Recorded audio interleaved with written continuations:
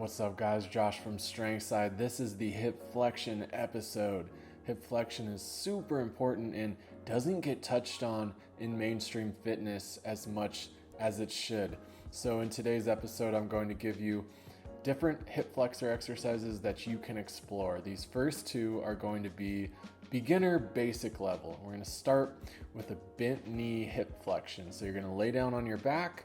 You're just going to pull your knee up as far to your chest as you can. And then I like to do contractions here. Put your hands on the top of the knee and pull your knee into the hand as hard as you can. And when you pull those hands away, you should be able to get a little bit more range of motion as you see me doing.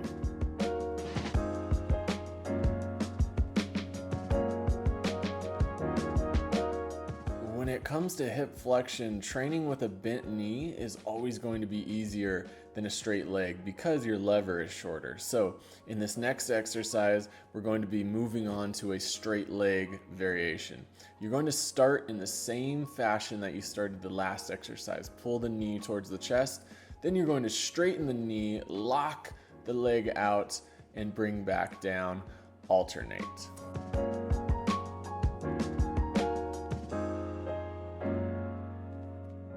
For beginners, I recommend doing these on your back, laying down, because it's easier to stabilize your spine and your torso. But as you get more comfortable doing these, you can feel free to do them in the standing variation. Everything stays the same, you're just standing up.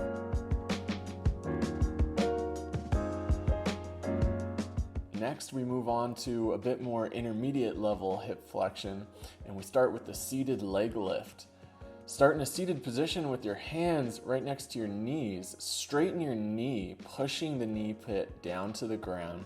Point your toe and lift your leg as high as you can without it affecting your torso.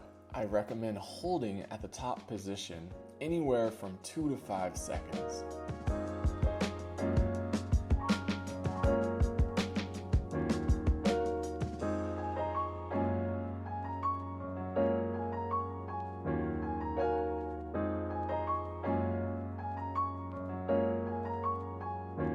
The next variation would be to do 2 legs at the same time. Now here, I can lean the torso forward a little bit more. I'm reaching my hands forward on my fingertips, point the toes, press out the knees, lift, and hold.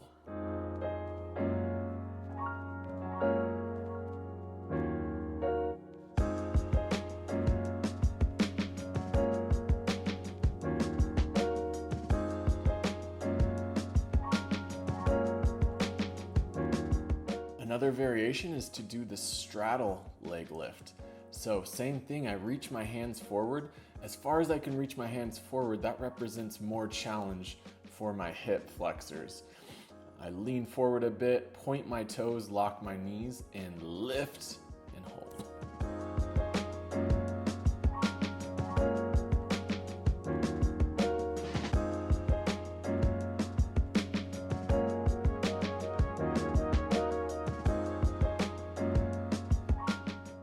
Moving on to a different type of hip flexion, we're going to do some hanging variations.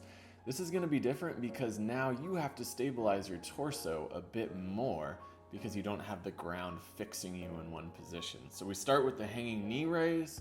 Simply hang, create some tension in your shoulders, and lift your knees as high as you can. Now you may only be able to get them to 90 degrees. If that is the case, that is fine.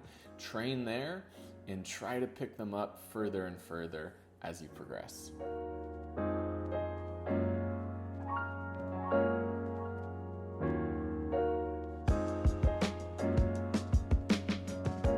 Next would be the hanging L-sit or hanging leg raise variation. Like I mentioned earlier, now we're just training with the straight knee, which makes things more challenging. You'll have to brace more through the torso and use more hip flexion to raise your legs.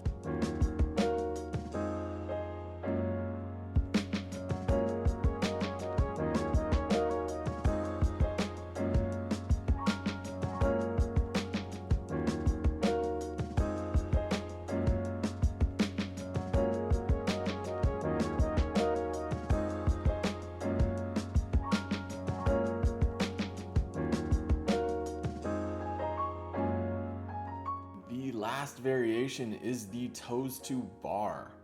This will be the most challenging leg raise. Keeping your knees locked out, raise your toes all the way up to the bar. This is going to take a lot of hip flexion and pike mobility.